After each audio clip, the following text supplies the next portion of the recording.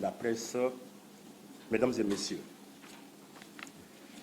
je vous salue chaleureusement à l'occasion de cette cérémonie de signature d'un accord de financement qui témoigne de notre engagement collectif en faveur du travail décent au Sénégal. Aujourd'hui, nous nous rassemblons pour célébrer le partenariat dynamique entre le gouvernement italien,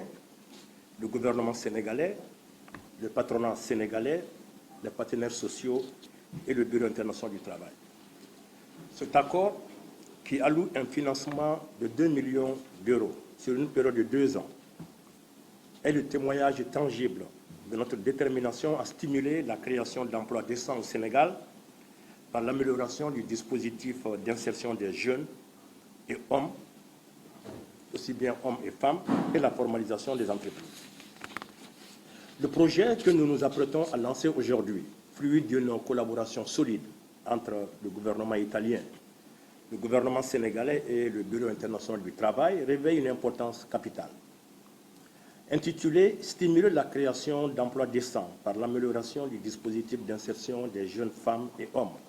et la formalisation des entreprises au Sénégal », il incarne, ce projet, il incarne les principes fondamentaux de l'agenda du travail décent qui sont au cœur de la mission du BIT, ainsi que notre vision partagée d'un avenir où chaque jeune Sénégalais a la possibilité de réaliser son potentiel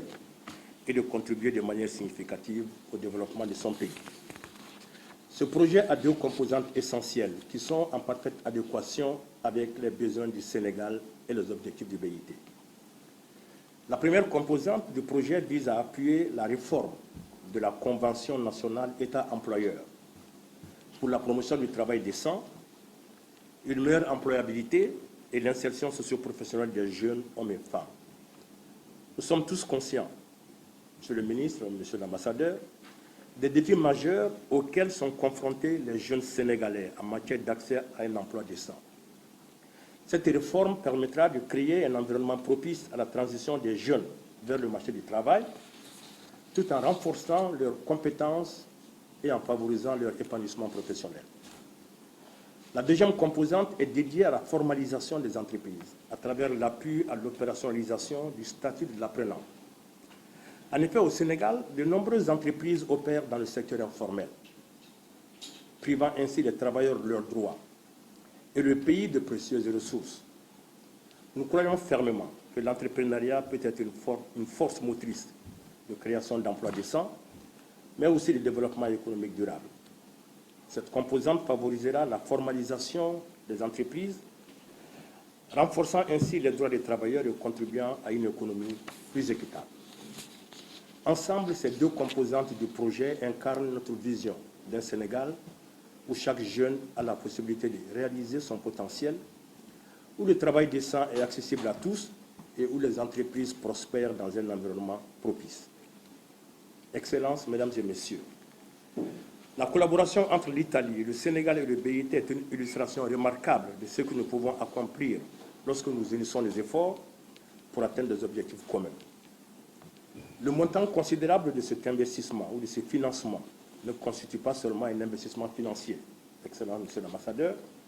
mais également un investissement dans l'avenir de la jeunesse sénégalaise. Nous sommes ici aujourd'hui pour dire que nous croyons en la capacité de ce pays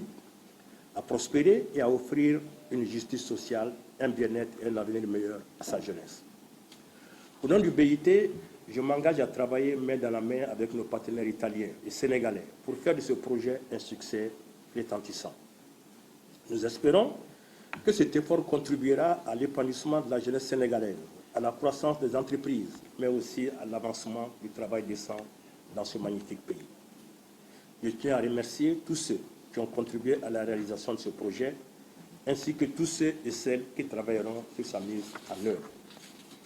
J'exprime ma profonde gratitude envers l'ambassadeur d'Italie, l'Agence italienne de coopération au développement, le ministère de l'économie, du plan et de la coopération, le ministère de la formation professionnelle, de l'apprentissage et de l'insertion, le ministère de la jeunesse, de l'entrepreneuriat et de l'emploi, le ministère de l'artisanat et de la transformation du secteur informel, le ministère du Travail,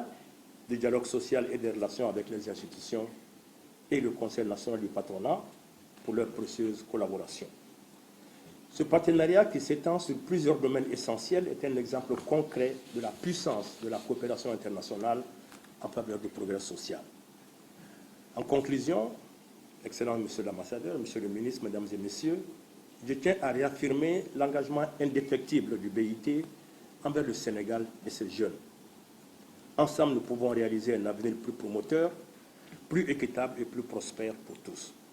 Merci de votre attention et que ce projet soit couronné de succès. La création d'emplois décents par l'amélioration du dispositif d'insertion des jeunes femmes et hommes et la formalisation des entreprises au Sénégal